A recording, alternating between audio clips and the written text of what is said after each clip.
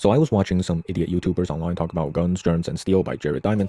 I'm not sure what Jared Diamond's argument is, I just know that it's a outdated and poorly aged book. So colonialism has created the modern dystopia we live in. It's literally the source of almost every problem we have today. Billionaires, corporations, corruption, Epstein, Israel, poverty and inequality, racism, climate change. If I have to explain how all these connect, it take too long, and if you don't know how these connect, I mean read a little history, a little thing called the Industrial Revolution happened. So anyway, why did colonialism happen? Specifically, why did Europe colonize and not like Africa, the Americas, or like Asia? Well, what was uniquely European? The East India companies, corporations. These were like de facto governments. So yeah, that was a European thing. Another thing is that Europeans were lucky that they got to the Americas first using their naval technology. It was lucky that their diseases wiped out so much of the American population. It was lucky that they arrived at a time of conflict and disunity, so they could form alliances with the locals and dismantle the empires in America, right? So, because they got lucky, they colonized the Americas, and since they wiped out the population with their diseases, they needed labor. So, the transatlantic slave trade.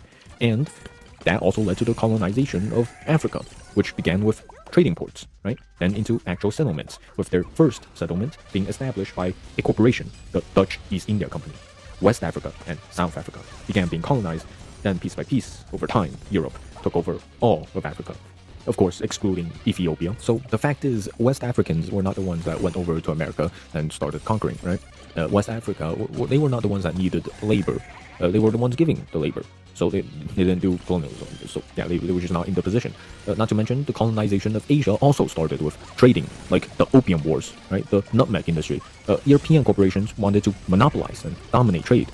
Because they were given power and authority. Because Europeans colonized the Americas through luck. So, you know, they wanted to dominate, monopolize trade. They took over Africa and Asia and America to control trade, right? To profit. You know, God, gold, and glory. The three Gs, if you know your history, right? If you've been through a history class in America, you know the three Gs.